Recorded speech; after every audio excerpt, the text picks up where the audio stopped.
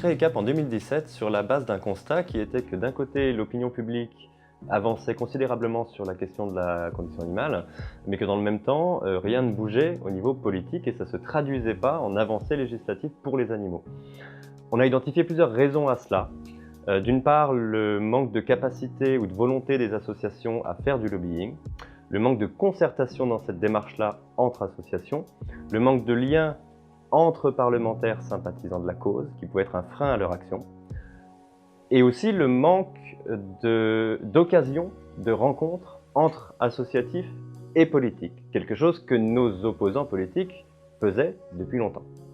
Alors CAP, c'est une association qui mène pour le compte au total d'un peu plus de 1000 associations de protection animale, une action de lobbying auprès de l'exécutif, des parlementaires. Donc ça passe d'une part par des rendez-vous individuels, on va essayer de convaincre les parlementaires des priorités qu'on porte pour les associations.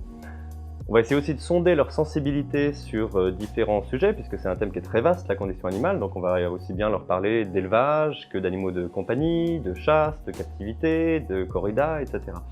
Et donc c'est important pour nous et pour les associations derrière nous de savoir sur qui on peut compter, qui on peut mobiliser sur tel ou tel sujet précis.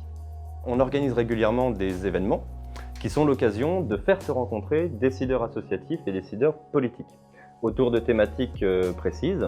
Et c'est aussi l'occasion pour ces deux types d'acteurs-là d'échanger de manière plus informelle et de créer des liens de confiance pour travailler ensuite ensemble.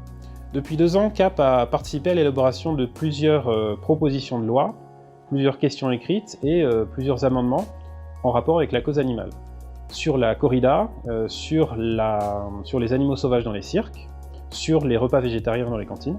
De manière plus générale, notre action en amenant certains parlementaires à devenir visibles sur ces sujets-là, ont permis de créer une dynamique vertueuse par laquelle plus un certain nombre de parlementaires se montrent sur ces sujets, plus d'autres osent le faire.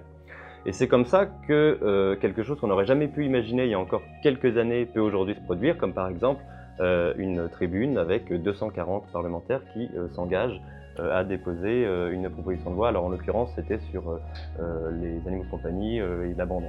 D'autre part, on a aussi amené des associations à se politiser et à adapter leurs outils, notamment par exemple de communication, aux politiques. Parce qu'évidemment, on ne s'adresse pas de la même manière à des politiques qu'à des militants ou au grand public.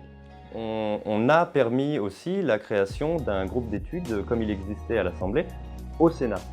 C'est quelque chose qui est important parce que ça permet d'une part de visibiliser les sénateurs et sénatrices mobilisés sur ce sujet-là et de leur permettre d'avoir un espace dans lequel ils peuvent échanger et travailler ensemble.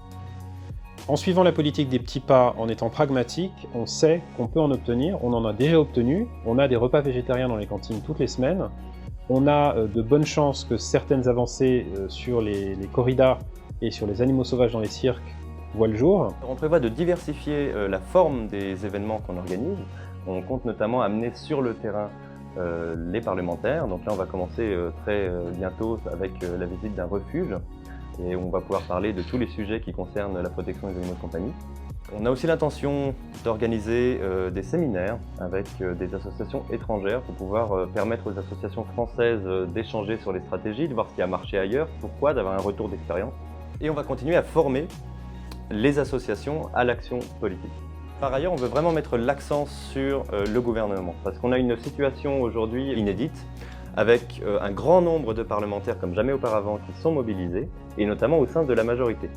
Le problème, c'est que, en même temps, on a un exécutif qui refuse de bouger, et donc on a besoin de continuer à faire grossir le noyau de parlementaires, en particulier de la majorité sympathisant, de manière à faire pression sur l'exécutif pour obtenir de vraies avancées.